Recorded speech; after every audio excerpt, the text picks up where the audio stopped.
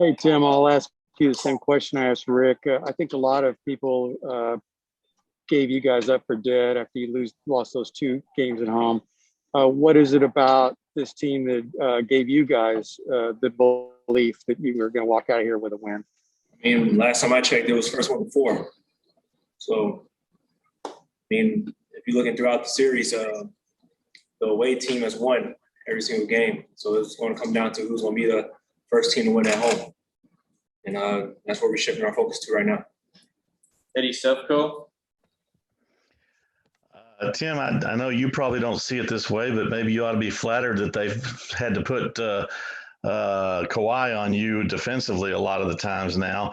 I'm just wondering how you've approached that and how you kind of adjusted or what you adjusted to have a little bit more success tonight.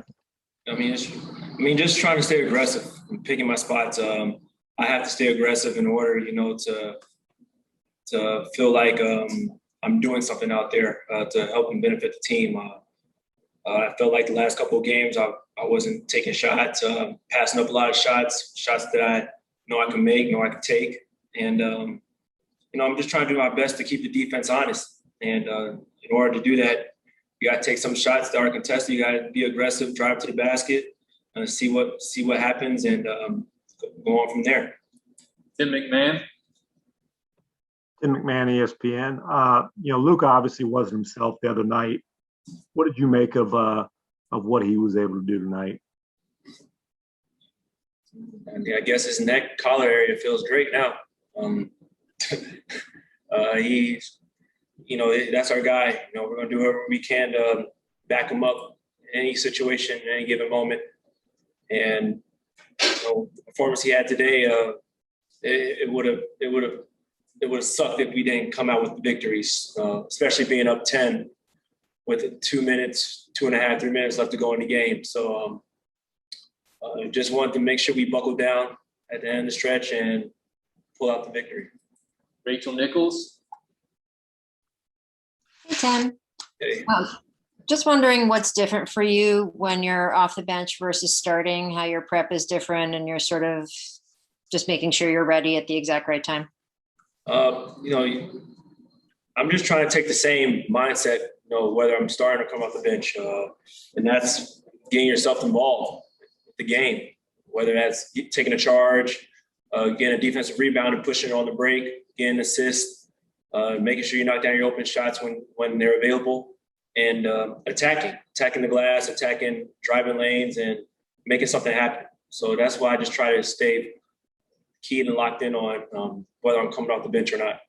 I know that every situation has good things and bad things. What's some of the good things about coming off the bench in terms of what other kind of units you're facing or what kind of spark you can give the team or the crowd? I think just when you're coming off the bench, you see the game a lot more before. Rather than starting, you see how they're defending, the other team, how they're defending, the coverages they're in, who they're attacking, and coming off the bench, you're already into the game. So when you're going in there, you're already warmed up, you're jacked up, and the adrenaline is kicking. So it is a lot easier, I would say. But it's just something about starting, especially in moments like this. It's what you dream about. It's what you live for, and I'm grateful. Absolutely. Thank you. Thank you. Two more, Chris.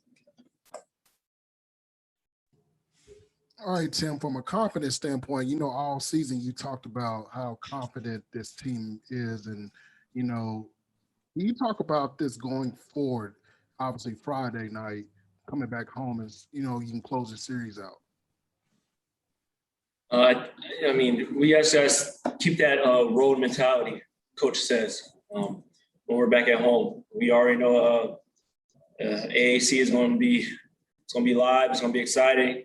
It's the weekend, so everybody's going to be there early, ready to get the juices flowing. And but we know what we have to do. And like I said, it's going to come down to the first team with the home victory at this point. So we just got to make sure that we do a phenomenal job of staying poised, staying patient, attacking when the opportunities present themselves, and just like I said, keep your foot on the gas, man. Keep your foot on the gas. All right, last question, Chuck Cooperstein.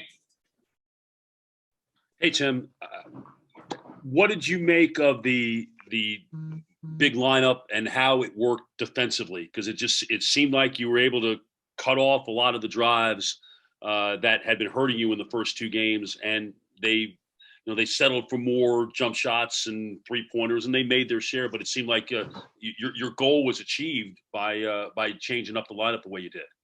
Yeah, I mean, it's going to come down to adjustments. I mean, adjustments throughout the series. First couple of games, they keyed in and locked into what we were doing. So they made their adjustment. They did a phenomenal job of countering and pulled out 2 victories. And so we had to do a great job of making our adjustments. And thankfully, we pulled out the victory. And I'm not going to say too much about it, but I think just us staying locked in, physical on both ends of the floor, and making sure when they go on their runs, just make sure that we stay poised and stay locked in and keyed in. We know it's going to be a long game.